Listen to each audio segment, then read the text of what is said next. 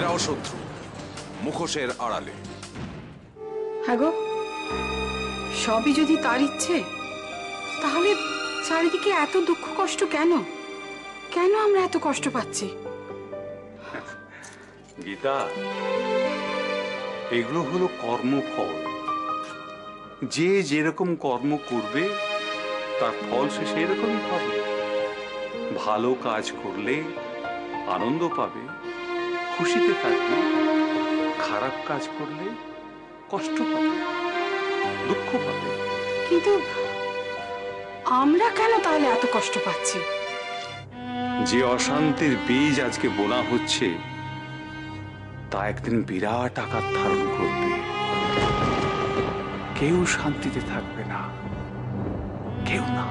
তুমি কিন্তু একটা ভুল করছো। তুমি দেখো, এই বিয়ের পর সোনালি খুব সুখী হবে, খুব সুখী। এত তাড়াতাড়ি বিয়ে দেবার কথা তো আমিও বলছি না। ছেলেটা তো এখনো পড়ছে, তাকে তার পড়াশোনাটা শেষ করতে দাও, একটা ভালো চাকরি পেতে দাও, তারপর না হয় তার বিয়ে দেওয়ার কথা ভাবা যাবে। আমি মানুষ ছিলে গীতা, তুমি দেখে নিও, এই ছেলেটার সঙ্গে সোনালির বিয়ে হলে সোনালি কখনো সুখী হতে পারবে না। তুমি তো কথাটাই বুঝতে পারছো না। এটা তো একটা শুভ কাজ।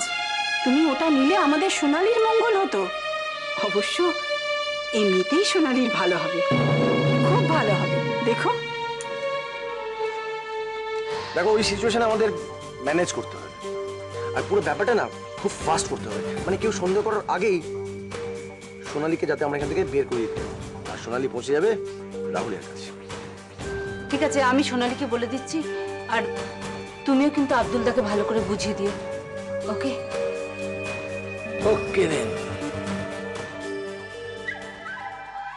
সবকিছু কি ওনাকে জানিয়ে করতে হবে নাকি?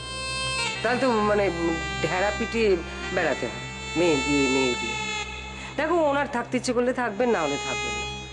আমি বাবা আর বলতে পারবো না। আমি যাই, রেডি হয়ে এবার গিয়ে। মেয়ের আশীর্বাদ বলে কথা, শাশুড়ি মা হয়ে সাজতে হবে না?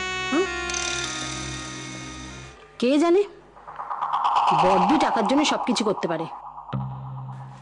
সোনালি যে ছেলেটার সঙ্গে প্রেম করে, শুনেছি ছেলেটার নাকি স্বভাব ভালো, পড়াশোনাতেও ভালো, শুধু টাকা নেই।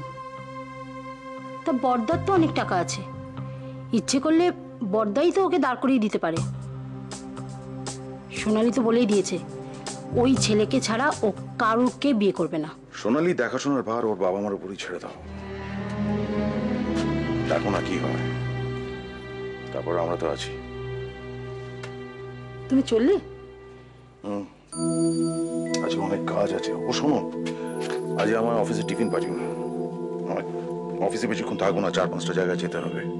সব থেকে বড় কথা, নন্দিনী আজ প্রচারে যাচ্ছে, ওই জায়গাগুলো আগে থেকে তল্লাশি দিতে হবে।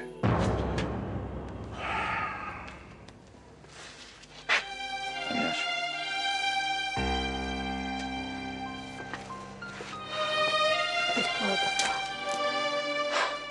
আসলে আমাদের বাড়িটা এত ছোট, গরম লাগছে না তো? না, আপনাদের বাড়িটা তো কত বড়। কি যে বলেন, তাতে কি হয়েছে? মনের মিল থাকলে এই এক চিলতে জায়গায় সবাই কত আনন্দে থাকতে পারে, তাই না?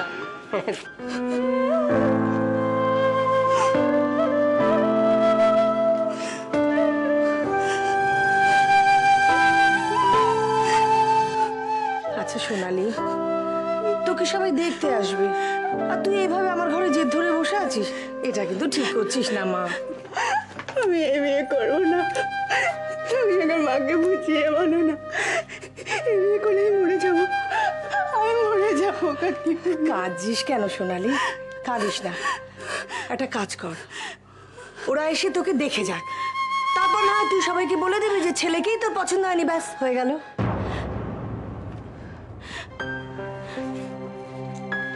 আমি জানি আমার মা কোনোদিন আমার পছন্দের ছেলের সাথে আমার বিয়ে দেবে না। এরাও শত্রু, মুখোশের আড়ালে।